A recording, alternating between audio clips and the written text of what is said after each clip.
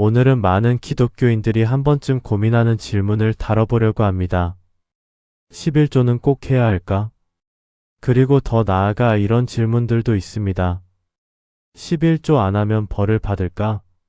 성경에서 하나님을 시험해 보라고 한 유일한 것이 11조일까? 사실 성경에는 11조가 하나가 아니라 여러 종류가 있다는데 맞을까? 왜 특히 한국 교회에서는 11조가 강하게 강조될까? 오늘 영상에서는 성경과 역사 자료를 기반으로 11조에 대한 핵심을 정리해 보겠습니다. 먼저 11조의 기본 개념부터 보겠습니다. 11조는 말 그대로 수입의 10분의 1을 하나님께 드리는 것을 의미합니다. 이 개념은 성경 구약에서 시작됩니다. 가장 먼저 등장하는 인물은 아브라함입니다. 창세기 14장을 보면 아브라함이 전쟁에서 승리한 뒤 전리품의 10분의 1을 하나님의 제사장이었던 멜기세덱에게 드립니다. 중요한 점은 이것이 누가 강제로 시킨 것이 아니라 자발적인 감사의 표현이었다는 것입니다. 또 다른 인물은 야곱입니다. 창세기 28장에서 야곱은 하나님께 이런 약속을 합니다. 하나님께서 나를 지켜주시면 내가 하나님께 10분의 1을 드리겠습니다. 즉 초기 성경에서는 11조가 감사와 믿음의 표현으로 등장합니다. 두 번째, 사실 성경에는 11조가 하나가 아니다. 많은 사람들이 11조를 단순히 10% 헌금이라고 생각합니다. 하지만 구약 율법을 자세히 보면 11조는 여러 종류가 있었습니다. 대표적으로 세 가지가 있습니다. 첫 번째, 레위인을 위한 11조. 민수기 18장에 나오는 제도입니다. 이스라엘에는 레위 지파라는 특별한 집단이 있었습니다. 이들은 농사를 짓지 않고 성전 봉사만 담당했습니다. 그래서 백성들은 수입의 10%를 레위인에게 주었습니다. 쉽게 말해 이것은 교회 공동체 운영비였습니다. 두 번째는 절기 11조입니다. 신명기 14장에 등장합니다. 이 11조는 조금 특이합니다. 사람들이 11조를 가지고 하나님이 정한 장소로 가서 가족과 함께 먹고 기뻐하는 축제를 열었습니다. 즉 이 헌금은 예배, 감사, 축제, 공동체 잔치를 위한 것이었습니다. 세 번째는 가난한 사람을 위한 11조입니다. 같은 신명기 14장에는 또 다른 규정이 있습니다. 3년마다 11조를 모아 레위인, 외국인, 고아, 과부 같은 사람들을 돕도록 했습니다. 오늘날 기준으로 보면 사회복지기금과 비슷한 제도였습니다. 세 번째, 실제 비율은 10%가 아니었다. 이 세 가지를 계산하면 흥미로운 결과가 나옵니다.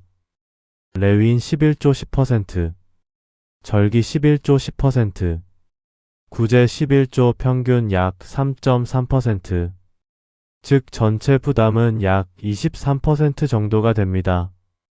그래서 많은 성경학자들은 이렇게 설명합니다. 고대 이스라엘의 11조는 단순한 헌금이 아니라 종교, 사회복지, 공동체 운영이 결합된 시스템이었다. 하나님을 시험해 보라는 구절. 11조 이야기에서 가장 유명한 구절이 있습니다. 바로 말라기서 3장 10절입니다. 여기에는 이런 말이 나옵니다. 온전한 11조를 창고에 들여라. 그것으로 나를 시험해 보라. 내가 하늘 문을 열고 북을 쌓을 곳이 없도록 붙지 아니하나 보라. 이 구절 때문에 많은 교회에서 11조는 하나님을 시험할 수 있는 유일한 영역이다 라고 말하기도 합니다. 하지만 성경 전체를 보면 조금 더 복잡합니다. 왜냐하면 다른 곳에서는 하나님을 시험하지 말라고 말하기 때문입니다. 예를 들어 신명기 6장에서는 하나님을 시험하지 말라고 명령합니다. 그리고 예수님도 마태복음 4장에서 이 말씀을 인용합니다. 그래서 많은 학자들은 말라기 9절을 이렇게 해석합니다. 당시 이스라엘은 11조를 거의 드리지 않았고 성전 시스템이 무너지고 있었습니다. 그래서 하나님이 강한 표현으로 신뢰를 촉구한 것이라는 해석입니다. 그러면 11조 안 하면 벌 받을까? 많은 사람들이 가장 궁금해하는 질문입니다. 이 질문의 근거가 되는 구절도 역시 말라기서입니다. 말라기 3장에는 이런 표현이 있습니다. 너희가 하나님의 것을 도둑질했다. 그래서 너희가 저주를 받았다. 그래서 일부 교회에서는 11조를 안 하면 저주를 받는다고 말하기도 합니다. 하지만 이 말씀은 구약의 이스라엘 공동체 상황에 대한 경고였습니다. 신약에서는 헌금에 대해 다른 강조가 나타납니다. 대표적으로 사도 바울은 고린도서 9장에서 이렇게 말합니다. 각각 그 마음에 정한 대로 할 것이요. 억지로나 인색함으로 하지 말라. 하나님은 즐겨내는 자를 사랑하신다. 즉 신약의 강조점은 강제, 벌, 저주가 아니라 자발적 헌금과 나눔입니다.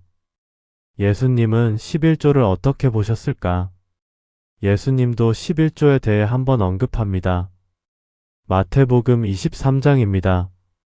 예수님은 당시 종교 지도자들에게 이렇게 말합니다. 그들은 박하, 회양, 근체 같은 작은 것까지 11조를 철저히 했지만 더 중요한 정의, 자비, 믿음은 버렸다는 것입니다. 즉 예수님의 메시지는 11조보다 더 중요한 것이 있다는 것입니다. 초대교회는 11조를 했을까? 흥미롭게도 초기 기독교 공동체는 11조 규칙을 엄격하게 지키지 않았습니다. 그러나 사도행전 2장과 4장을 보면 신자들이 재산을 팔아 공동체와 나누고 가난한 사람을 돕습니다. 이것은 11조보다 더 강한 형태의 나눔이었습니다. 즉 초대교회의 특징은 강제 규칙이 아니라 자발적 나눔이었습니다. 그런데 왜 오늘날 교회는 10%를 강조할까? 이것은 역사적인 이유가 있습니다. 중세 시대가 되면서 로마 가톨릭 교회는 교회 운영을 위해 11조를 제도화했습니다. 유럽의 많은 나라에서는 11조가 실제로 법적 세금이 되기도 했습니다. 이 전통 이후 개신교 교회에도 일정 부분 이어졌습니다. 특히 한국 교회에서는 11조가 매우 강하게 강조됩니다. 그 이유는 역사와 관련이 있습니다. 한국의 개신교가 들어온 초기에는 선교사들이 교회 자립을 강조했습니다. 대표적으로 호러스 언더우드, 헨리 아펜젤러 같은 선교사들이 활동하던 시기였습니다. 그들은 한국 교회가 외국 돈에 의존하지 않도록 헌금과 11조를 강조했습니다.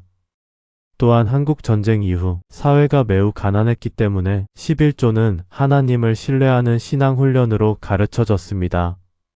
이 문화가 오늘날까지 이어졌습니다. 지금까지 내용을 정리하면 다음과 같습니다. 성경에서 11조는 처음에 감사와 믿음의 표현으로 등장했다. 구약 율법에는 여러 종류의 11조가 있었다. 실제 비율은 단순한 10%보다 더 높았다. 말라기서의 시험해보라는 구절은 특별한 상황에서 나온 표현이다. 신약에서는 헌금을 자발적 나눔으로 강조한다. 현대 교회에서 10%가 기준이 된 것은 역사적 과정 때문이다. 마지막으로 중요한 질문을 남겨보겠습니다. 11조의 핵심은 단순히 10%라는 숫자일까요? 아니면 하나님을 신뢰하는 마음, 공동체를 돕는 삶, 물질보다 믿음을 선택하는 태도일까요? 이 질문은 지금도 많은 기독교인들이 계속 고민하는 주제입니다. 오늘 영상이 11조에 대해 조금 더 균형 있게 이해하는 데 도움이 되었기를 바랍니다. 감사합니다.